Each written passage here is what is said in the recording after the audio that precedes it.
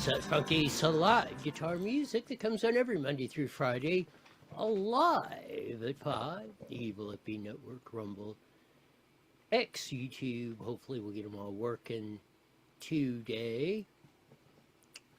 Man, got some new polling numbers, as we said, are going to come on every day, it seems like, now until the end of the election, until June 2nd. We'll have the latest on the California governor's race and much more, as they say.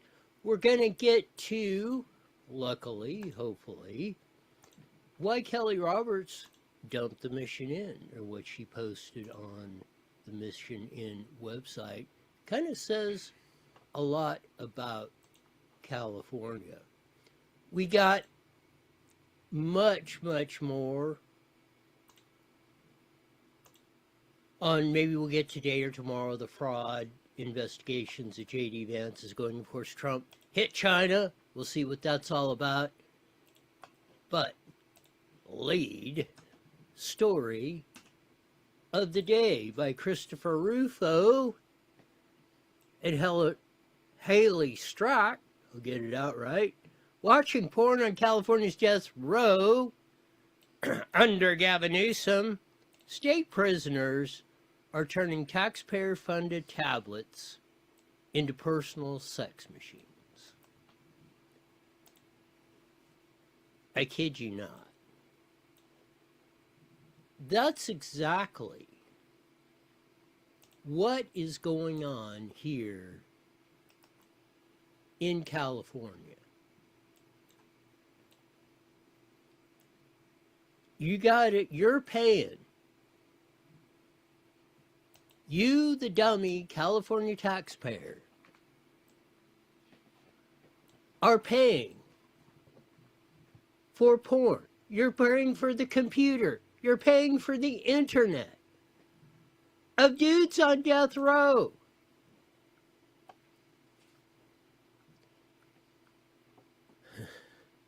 Under Governor Gulag Gavin Newsom, California has sought to transform its massive prison system into a Nordic-style rehabilitation program. No, well, that's accurate, but not totally accurate. He wants to turn them into country clubs, death row prisons. We took San Quentin and turned it into a country club for criminals.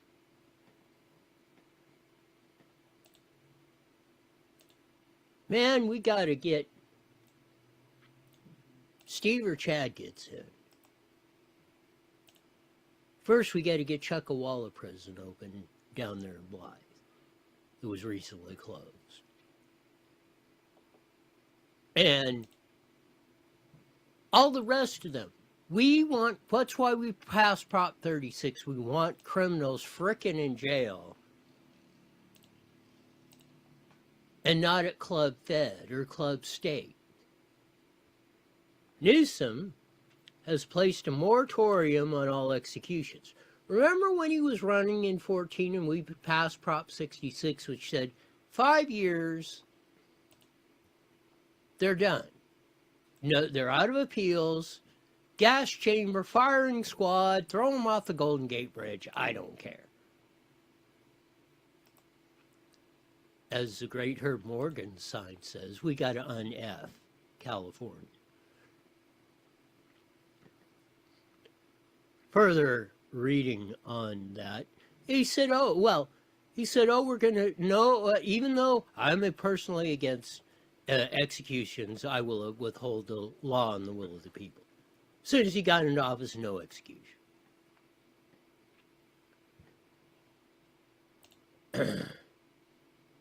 Newsom placed a moratorium on all executions, transferred condemned prisoners to facilities across the state, dismantled San Quentin State's death row, and turned the notorious prison into a therapeutic center and with art, classrooms, a cafe, and podcast studios. Podcast studios! So you can be on death row, probably have 10 times better equipment than I got broadcasting now. Podcasting.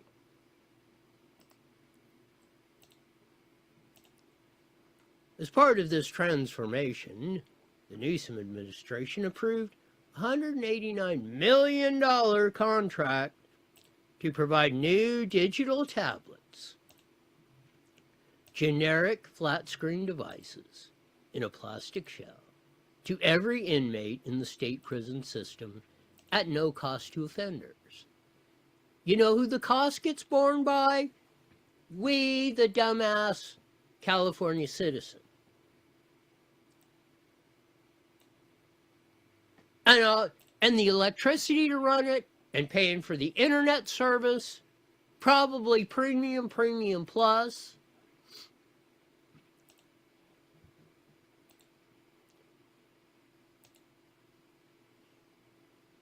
The administration heralded the effort to replace inmates' old tablets, which were piloted in 2018 and given to nearly all prisoners by 2023, as a step toward digital equity. Digital frickin' equity. Man, we should take the word equity out of the frickin' dictionary, out of the lexicon. This is nothing but theft. They're taking money out of yours and mine and every hardworking Californian and putting death row inmates in a country club with better facilities than you and I have to live with and work with. For justice-impacted individuals. They're freaking death row criminals. Some of the most heinous murders, chop up your mom and put her in a freezer, raping and killing your daughters, who could, in theory, use the devices to contact families, consume educational content, and learn new technology. Oh yeah, they learned some new technology. It's called that new technology OnlyFans. And every other porno site known to man. In reality, taxpayer-funded tablets have also been used for far more lurid endeavors. In this exclusive City Journal investigation, we contacted dozens of death row inmates who told us that the prisoners in the state system use such devices to watch pornography and have explicit sexual conversations. Some prisoners, according to the former high-ranking California corrections official, use their tablets to groom minors. I'm going to read that again, in case you didn't hear it right the first time where you said no, he had to be making that up. Some prisoners, according to former high-ranking California correctional official, use the tablets to groom minors, though the state has claimed to regulate explicit contact. The inmates told us that users can easily evade detection.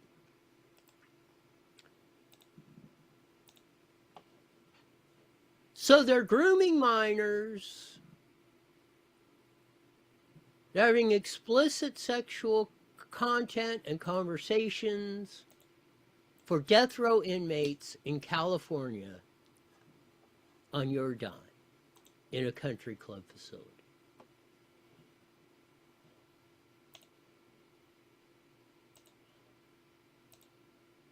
We're going to pick up with more of the City Journal article, and it gets much better than this. Stay tuned.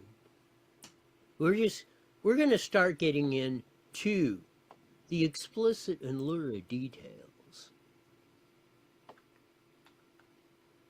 of what's going on here. And boy, it's going to make your head explode. Yes, it will. We've been looking at this. We've been reporting on some of the dumbest things idiocracy. Now you're paying for brand new tablets, highest speed internet connection. So some death row inmate can yank his crank watching the OnlyFans or talking dirty to this. California, the official Gavin Newsom administration says, oh, they're going to use them for Bible education and re-entry resources. They're on frickin' death row. What re-entry are you planning? The whole death penalty or life and without the possibility of parole, we know was a complete ruse because they've let people out who were on death row that have been, oh, we can't kill them, life without possibility of parole, yada, yada, yada. Then they get out.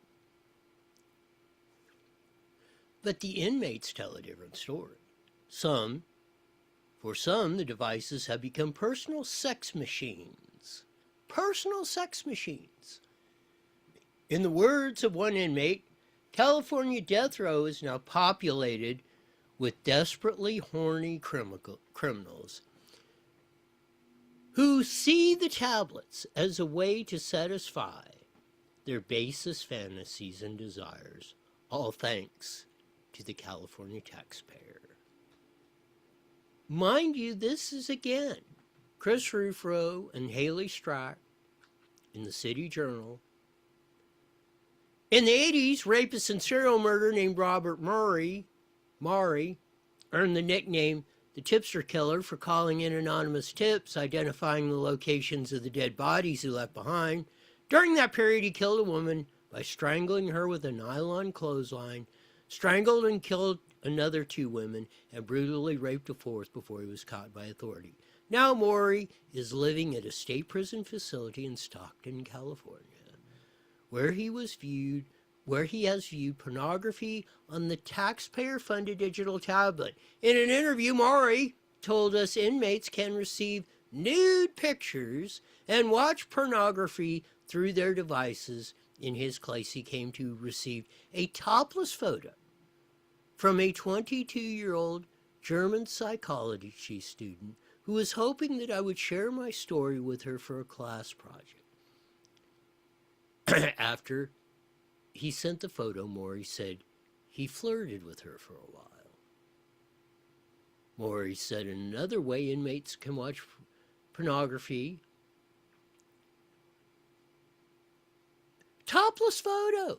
She gets a topless photo from a 22-year-old German psychology student. And she's hoping to get a story from this clown. It says a lot about the casting couch and the smarter half of the population, but that's a story for another day. Maury said another way that inmates can watch pornography is through the video chat application. In the scheme, he explained, an inmate can call someone on the outside. That person can put porn on their TV, and the inmate can watch it with them. Maury specified that he never explicitly asked anyone to broadcast pornography in this manner, but when it happens, he just says cool and thank you. He didn't explicitly. Well, did he hint? Did he ask nicely? What the hell? Is this... I mean, we've done some bizarre stories. Maybe this might be the most bizarre one of all. Samuel Amador, another serial killer who was sentenced to death, had a similar experience. He said inmates watch pornographic videos and have sexually explicit conversations through their tablets, all paid for by you. The videos, he said, are delivered in 30-second clips. Amador has created a rotation on his tablet between explicit and wholesome content, watch porn, and short clips of my family at the beach. Sometimes guards catch lewd messages, Armador said, but in general the restrictions are easy to evade. They try to prevent us, he said, without sexting, but we get around their BS.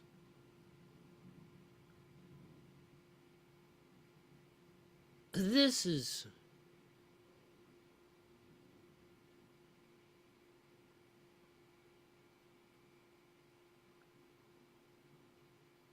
It's almost beyond words to describe the stupidity we've allowed to go on in California. And to have a gun pointed at us and have money taken out of our pockets. So death row inmates can be yanking their crank to tablets, the latest and fastest tablets, internet connections, and everything else that we're providing for them. Because they might get out. They're supposed to be on death frickin' row. The potential for abuse is obvious, Rufo and Strackright. The Newsom's administration has made the tablet program universal with no access restrictions based on offense. Well, then what the hell? Well, first, they're not supposed to do it, but there's no restrictions on it, because we got to have, they're social, they're justice inmates. Inmates, including child predators, can communicate with members of the public through their tablets, apparently with no age restrictions, at a cost of 5 cents per text messages or 16 cents per minute of video.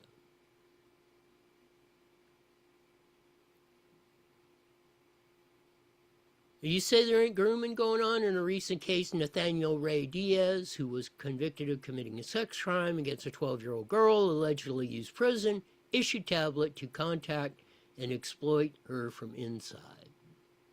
Avondale State Prison. Diaz allegedly told the girl to send him sexually explicit messages, which he received through a co-conspirator. The girl reportedly told investigators that Diaz forced her to speak with him through the tablet for hours every day from time to time she came home from school until the prison phones turned off at midnight.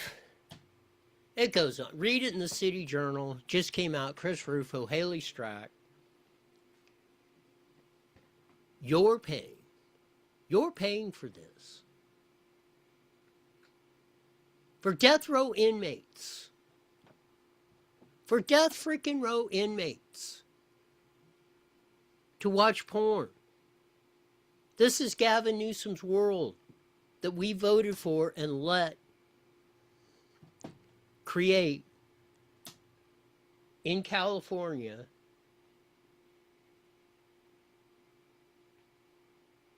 It's unfreaking real.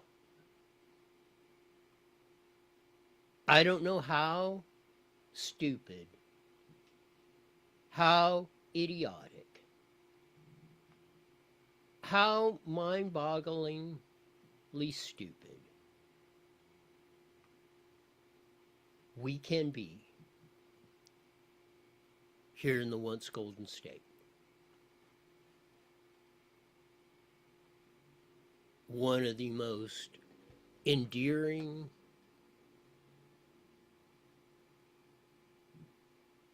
and just utterly jaw-dropping circumstances that have ever been seen. This is great. You ought to check it out. So Does It Matter by John Flashman. And the So Does It Matter page. He put in a great graphic there that I'm stealing. California primary Hunger Games. It's got the two great ones that we're voting for. Steve Hilton and Sheriff Chad Bianco, the Sucky Six. Steyer, the Psycho Chick. Katie Porter. Mahan. Javier Baccaria. Tony Thurman. Tony Villar. And even the Sly Swalwell and Betty Geer on the ballot. Now, this guy is pretty good, David Binder. He's probably, he's, as far as California, he's probably about as neutral as you're going to get. So we're going to flash him up on the screen. Here's his latest polling as put out on Politico.com. Steve Hilton's at 23. Javier Baccaria at 22. Tommy Steyer at 15. Chad Bianco at 13. Psycho Chick Katie Porter at 12. Matt Mahan at 7. Villar at 2. Matt Mahan at 1. I think that must be, I think they mean Tony Thurman. I think it was a typo. Tony Thurman at 1. And Betty Yee and Swalwell are at 1. I'm betting Swalwell gets 1. I'm still saying 5 plus or minus 2 up or down on Swalwell. We'll see. The part that's interesting, and there's the Emerson poll, and we'll get to it. Paul Mitchell of Prop 50, the guy that drew the maps on that and runs political data, he was a little more shaky on the Emerson College poll. Has Baccaria at 20, Tom Steyer at 19, Hilton at 18, Katie Porter at 13, and Chad Bianco at 12, Mahan at 9, Villaraigosa at 5, Tony Thurman 1. So there's a little bit of that. I would tend to say the David Binder poll happens to align more in that. But we do have some of the crosstabs, which are interesting. The Democrats are still Baccaria, Steyer, Porter, Mahan. Independents, here's where the shocker is.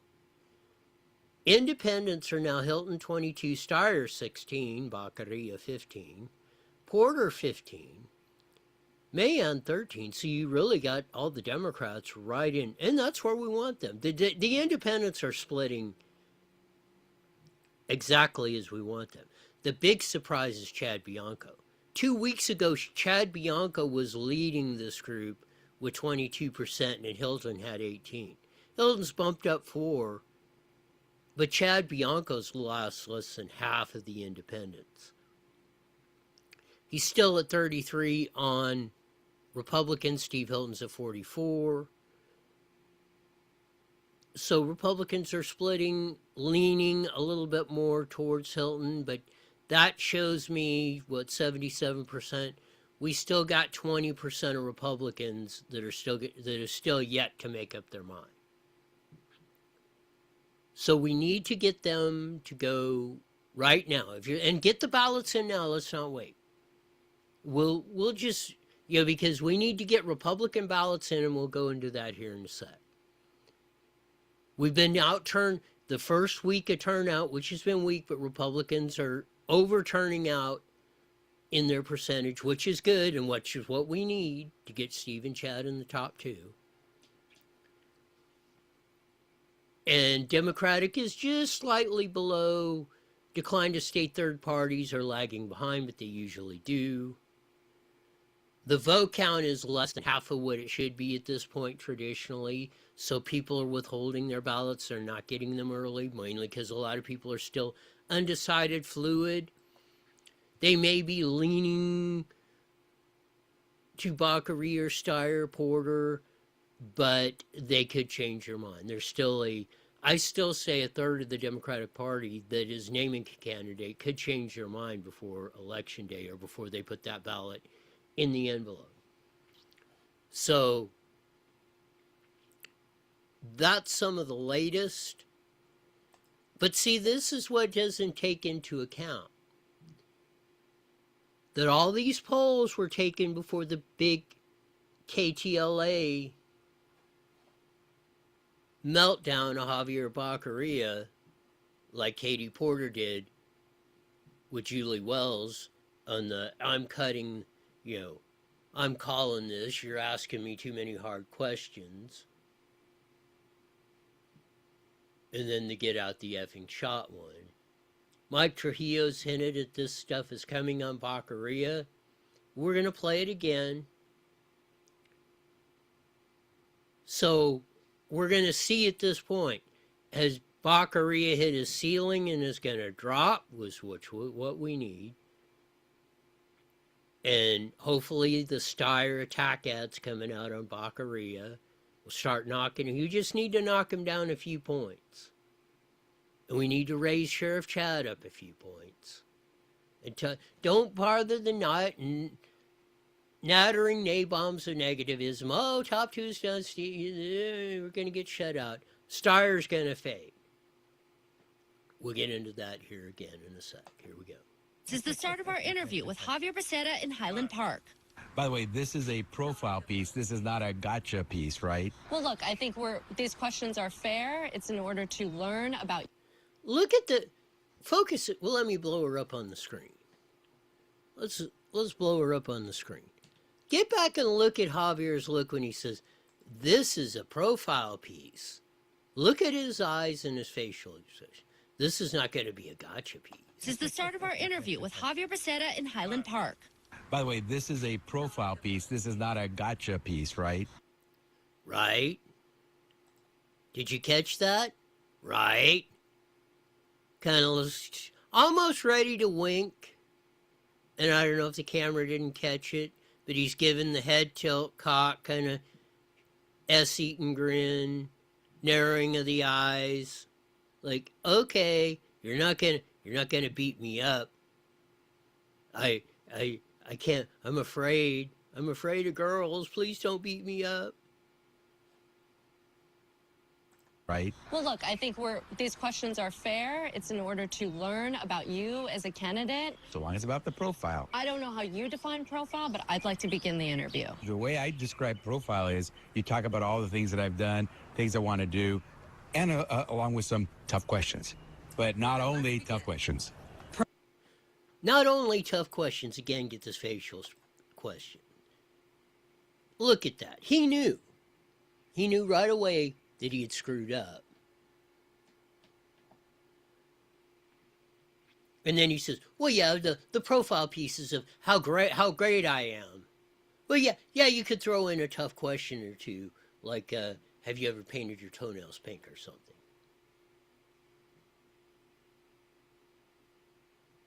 That young lady Ramos, I think her name is.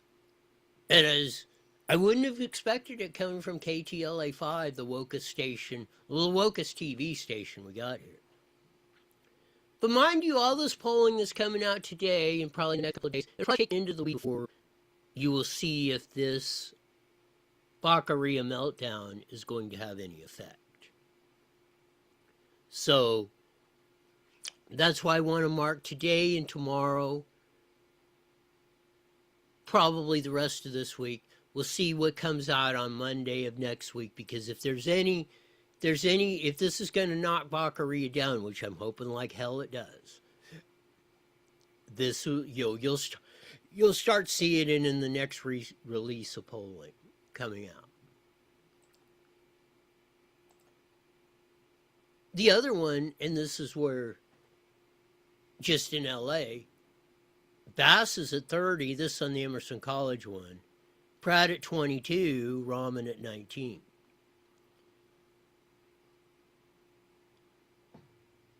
Actually, it shows, too, that Pratt loses to Bass on a one-on-one pretty handily.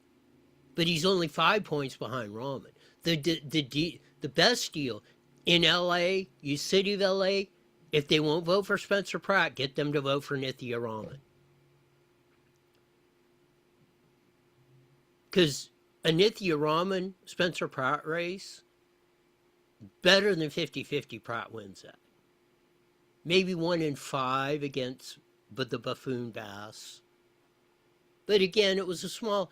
And the reason, and even that's why the Baccaria is up on the Emerson College poll.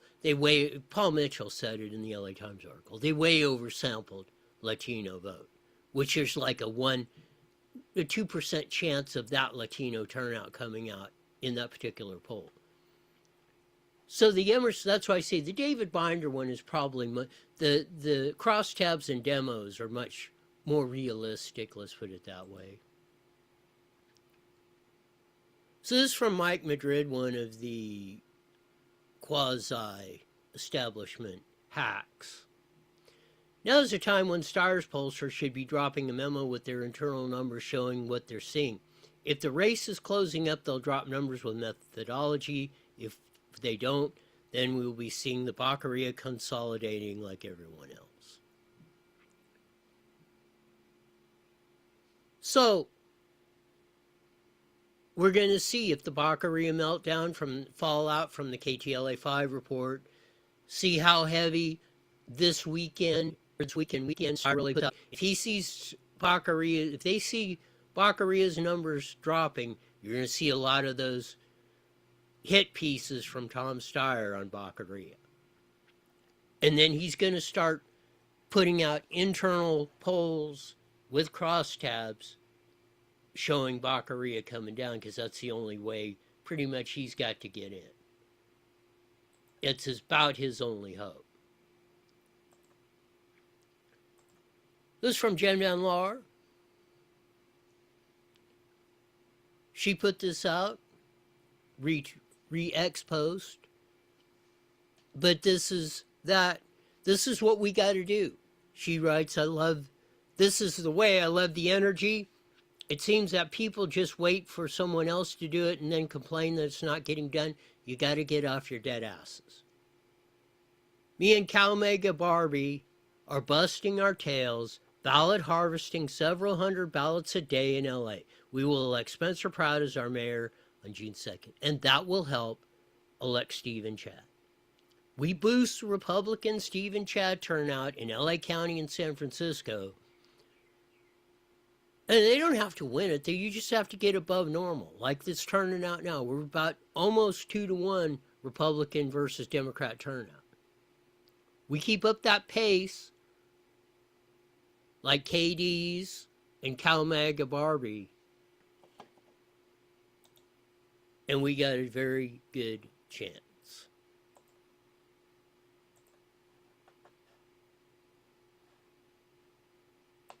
It's going to be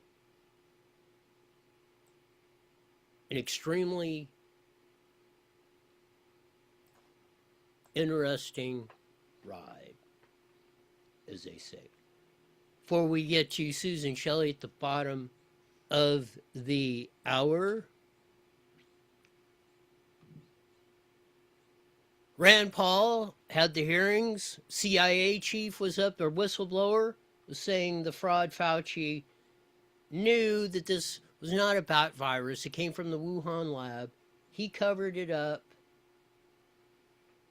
Let's see if this will play. Here we go. But your conclusion is that changing from the scientific consensus of it being from a lab to a neutral position by the CIA was significantly influenced by Anthony Fauci? It was significantly influenced by Anthony Fauci's injecting himself into the IC.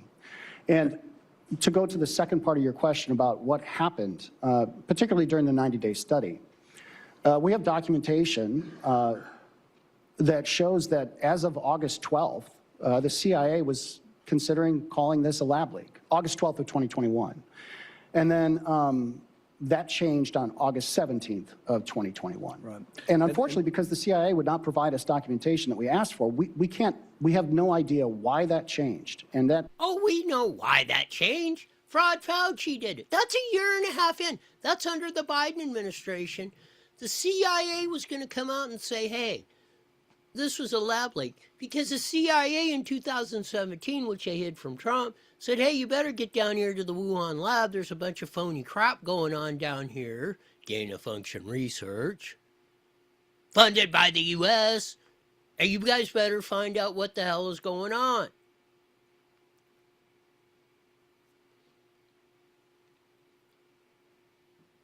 Man, oh man. Now we're finally getting it. I know the pardons are on.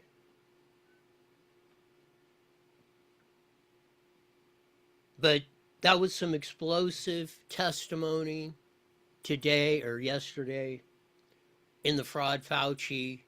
No wonder they're pardoning him. I don't know if there's a workaround or state charges that can be filed on that a-hole, but he and Dashik and Barrick and Hotez and the whole crew, they should be busting rocks in Leavenworth for the rest of their days on the top side of the rocks.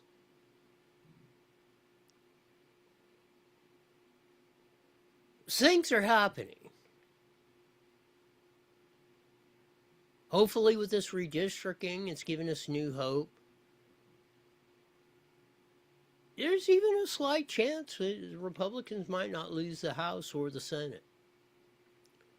There's an even better chance we might start peeling California back from deep of the blue, starting to peel the pendulum back,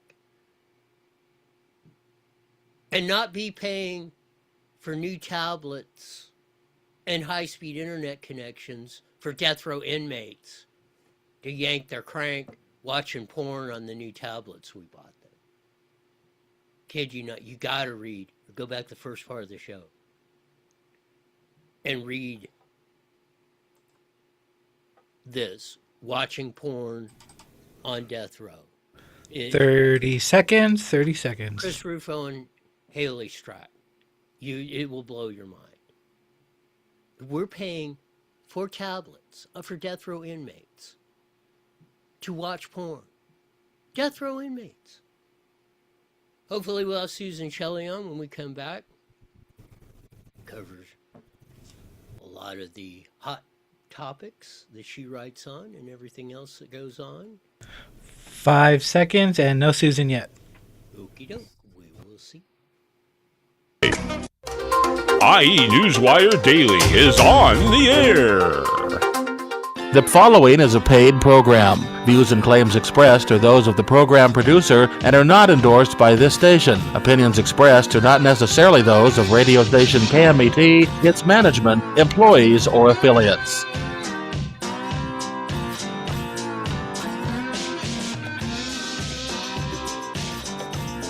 There's that funky slide guitar music that comes out every Monday through Friday, live at 5:30 on the Mighty Met 1490 AM, broadcasting all over the Inland Empire on the aforementioned AM band.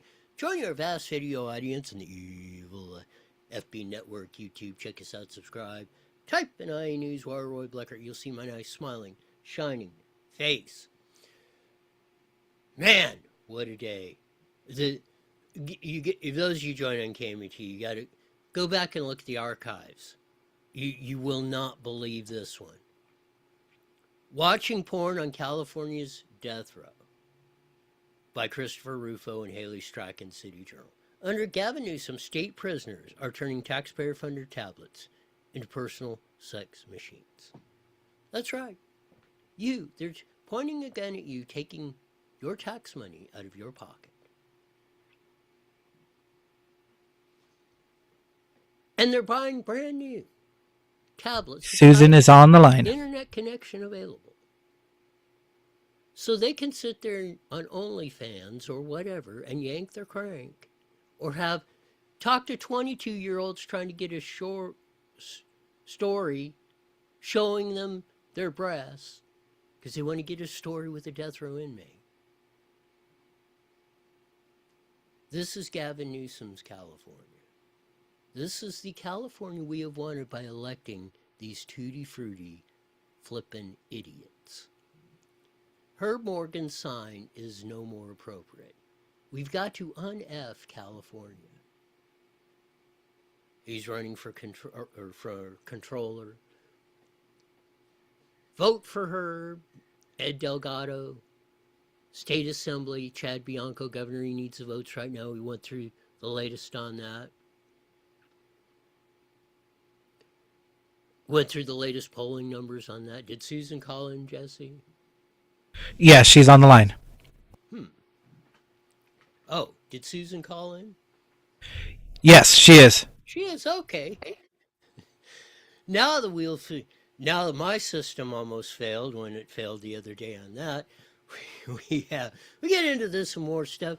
But we have, as we usually do on a Wednesday, we have the famed editorial writer, columnist for the Press Enterprise, I'll get it out, San Bernardino Sun, Inland Daily Bulletin, Redlands Daily Facts. More important to me, Vice President of Howard Jarvis Taxpayers Association, Susan Shelley. Welcome to iNewsWire with Roy. Thank you, Roy. Great to be with you. So we're getting some more statistics, numbers, polling on the California governor's race. All of it's coming out. Bakary is still kind of running the pack. There's still a little fluidity. I think Chad Bianco needs a little help. We haven't seen I said next week, if the KTLA-5 Baccaria meltdown that he had is, his you can't ask me any tough questions, are you deal, his mini Katie Porter meltdown, we'll see that next week in that. But I think it's showing. I think this is the top for Baccaria. This, you will start to see him drop again. He's had his little 15 minutes of Walter Mitty fame. But what say you, Susan Shelley? I agree with you. I think he's done. That was a terrible clip. It was terrible for a number of reasons. It was terrible because he was basically telling the reporter how to do the interview. You're not going to ask me these kind of questions. This is how I see this interview going. Like she's some kind of a PR flack that works for him. That's not how this operates. And he's been in politics for a really long time.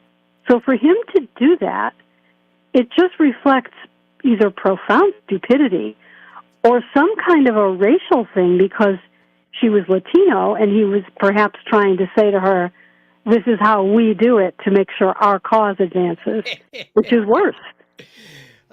Yes, I think, again, yeah, he was, because if you broke it down, we broke it down. He almost did the wink. He did the sly head turn, tilt, S. Eaton grin when he said that. I mean, I don't know if the camera didn't pick up the wink or not. Sometimes, with the, depending on what speed they're doing, but they should have a pretty fast speed.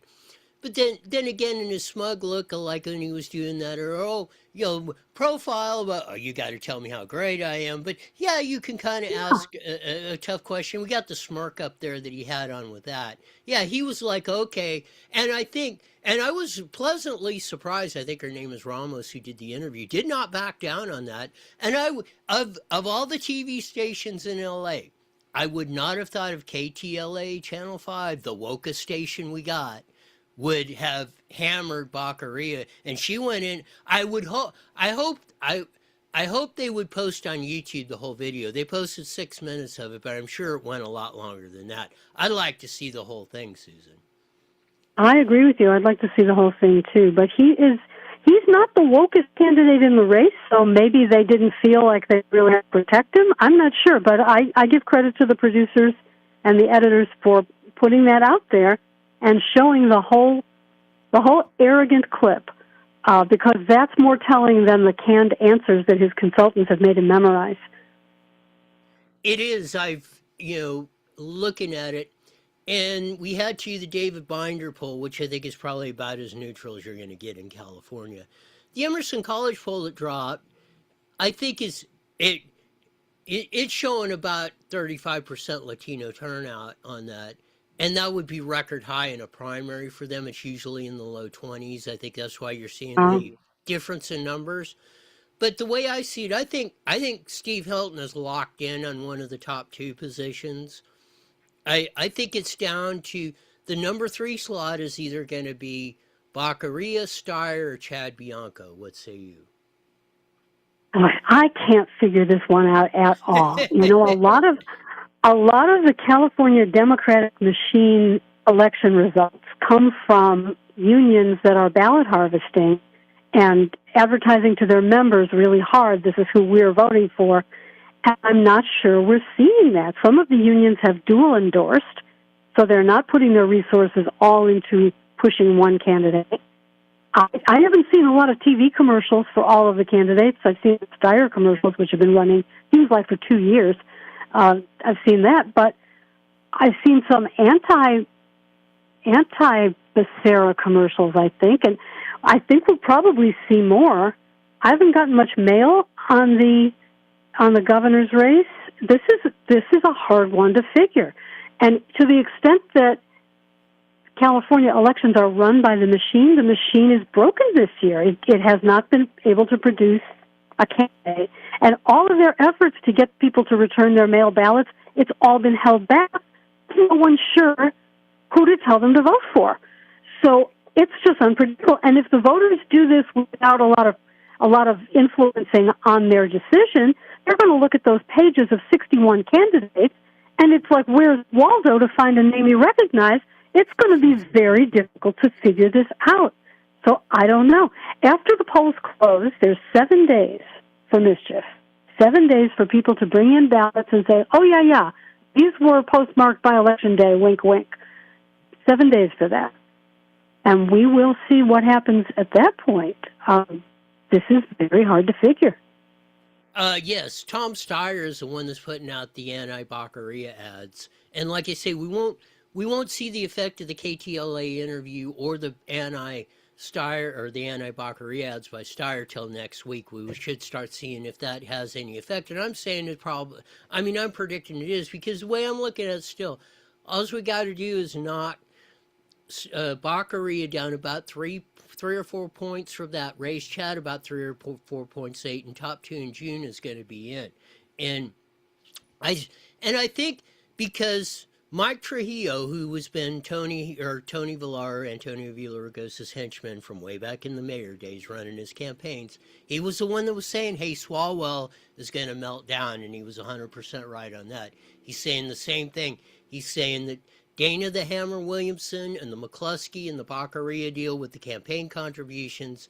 He says there's going to be evidence, or according to him, there's going to be evidence coming out that links Baccaria to that whole scandal, and that's going to be trouble immensely.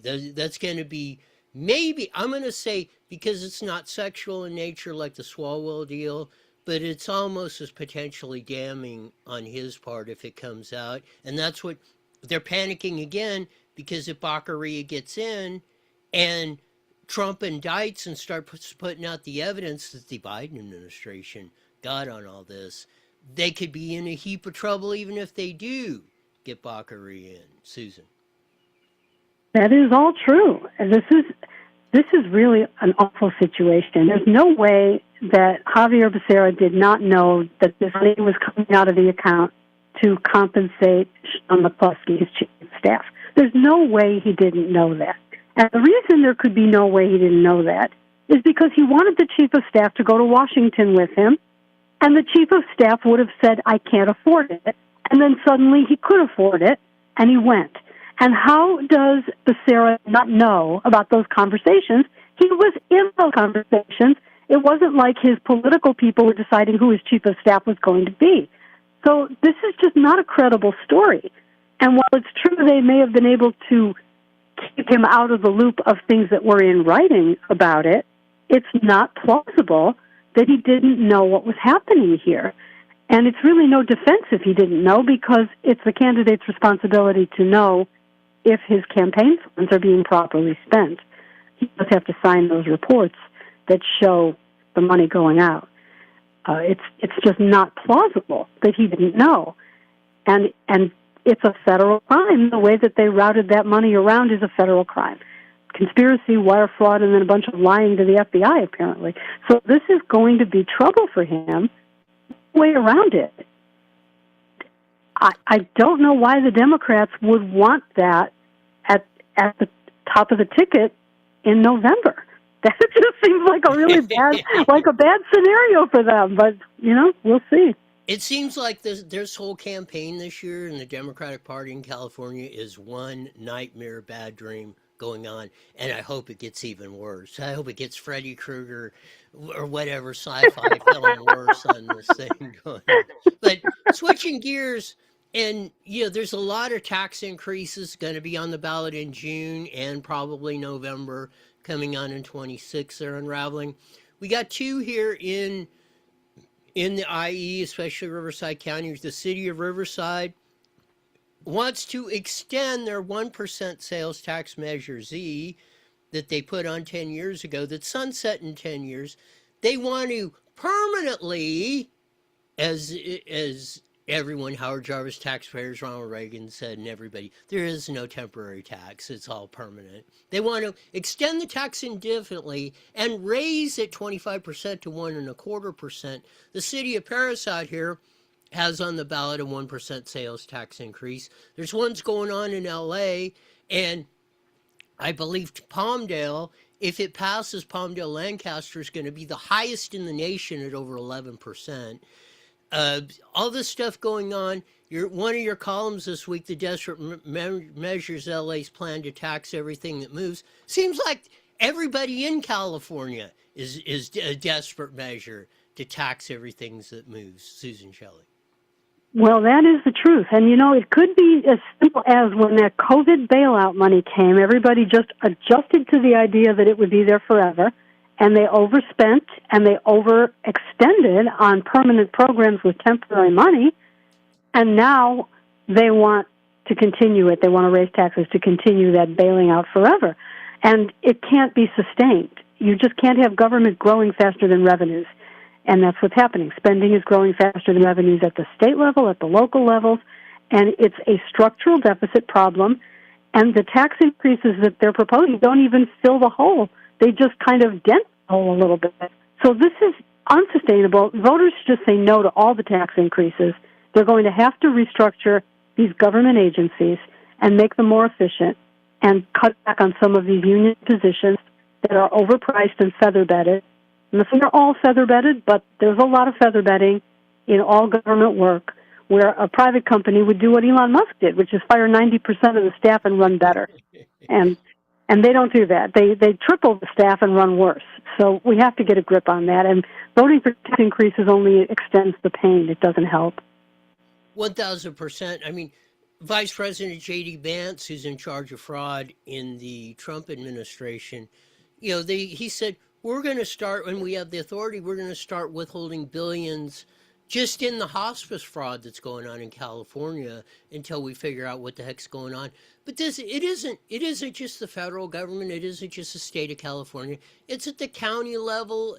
It's at our cities. It's in our school boards. It's in the sewer cleaning commissioner. It seems like there is and I've said, I thought it was a third. I'm beginning to think you could probably take, if you really cleaned it all out, I think you could take the state of California and probably darn near any municipality and probably get it at 50% at this point, because that's almost what the Riverside County budget, which is over $10 billion now, 5 years ago was at 5. They've doubled it in that, and you talked about over the COVID con. They penciled this in. Once they got the money, they penciled this in that this is going to go on forever, Susan. That's exactly right. And a lot of it is just transfers of money from one group of taxpayers to a group of recipients. And a lot of that is going on in the Medicaid program, where people who are not income eligible are still receiving it, because what the Biden administration did is they essentially created automatic re-enrollment for some of these income-based programs, and people wouldn't have to show that they were still eligible, so they just automatically re-enrolled at our expense. And what the Trump administration is doing is requiring redetermination of eligibility, and this is causing havoc up and down the state of California. Every city government is like, we can't do that. We're going to lose all these people from the Medicaid rolls, Medi-Cal rolls, and it's terrible. It's terrible. It's a big cut in Medi-Cal. It's not a cut in Medi-Cal. It's just making sure that only eligible people receive it. What's wrong with that? Everything.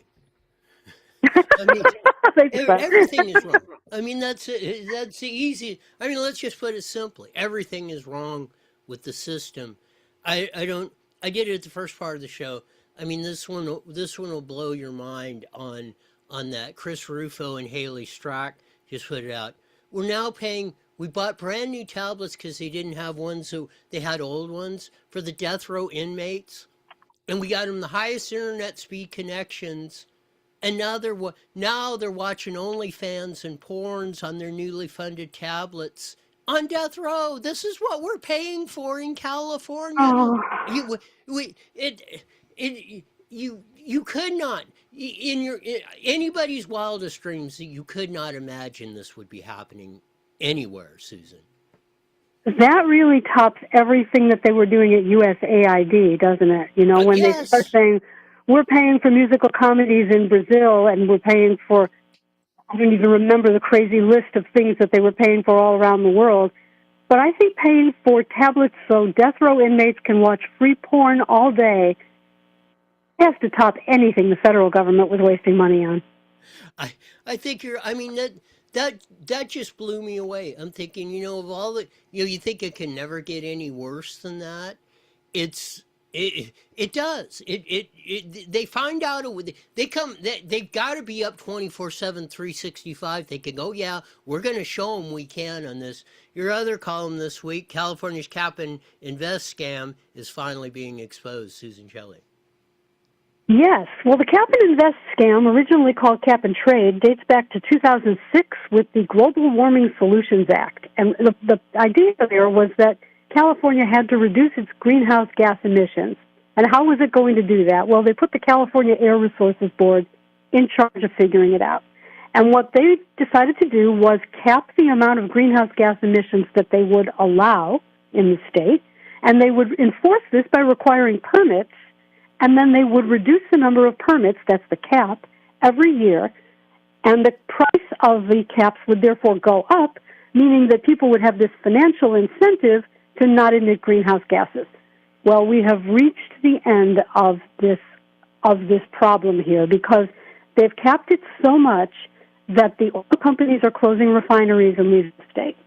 They've capped it so much that the prices are driving the price of electricity higher and higher in California because of the cost of these permits and the various other similar policies to reduce greenhouse gas emissions. Everybody is angry. The oil companies are angry. The environmentalists are angry. The people who get the money from these programs, from the permits, they're angry. The legislature is angry because they're being blamed for raising the cost of living, and they're trying to come down on the regulators. The regulators are saying, you told us to do it. It's not our fault. And it's an absolute pie-throwing fight in Sacramento over these latest cap-and-trade regulations.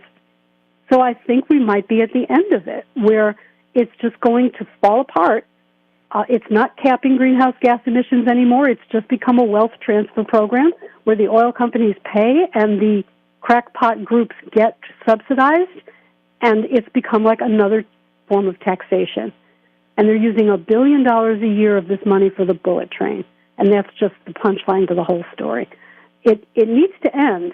President Trump is trying to end it, and if he succeeds, that would be good for California, but I hope that the next governor will end it, because this is a senseless policy that's raising the cost of living in California for no reason.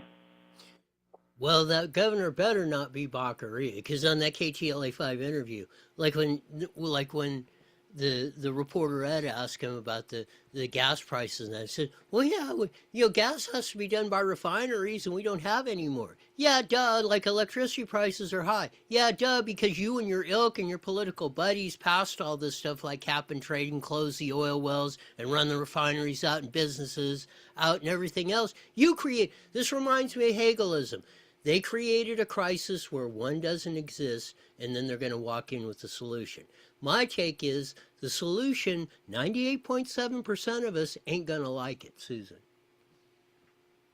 Well, there wasn't a problem with energy in California until the Democrats made a problem. Just as you said, they made this problem. And they made up a crisis of global warming. They made that up because the climate has always changed, and we've always survived it. They made up a crisis. They used to scare people.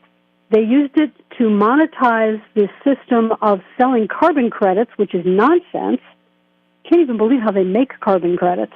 They make them by doing things like grinding up tree waste from sawmills into dust, pressing it into blocks, putting the blocks in a cave and sealing it up. And they say, you see, we've sequestered the carbon, and now we're going to sell pieces of paper to people who have exceeded their carbon allowance to show that they're mitigating the damage they've done with.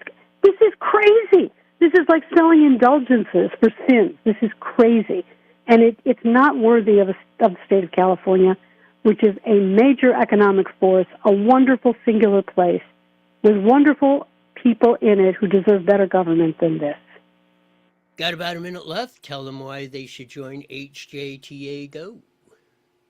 Well, the Howard Jarvis Taxpayers Association is fighting for you and for rational policies, reasonable taxes, money that is spent in an accurate, efficient, transparent way.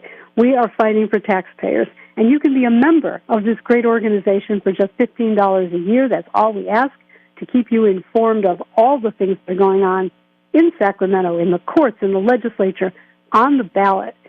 This fall, we have an initiative on the ballot to protect local taxpayers, to save Proposition 13, to make it harder to raise your taxes. That will be on the ballot in November, courtesy of the Howard Jarvis Taxpayers Association, and you want to be a part of this historic campaign. Go to hjta.org, hjta.org, click that button that says Join, and be a member of this great organization. Thanks for being on, Susan. We'll do it again next week. Thank you, Roy.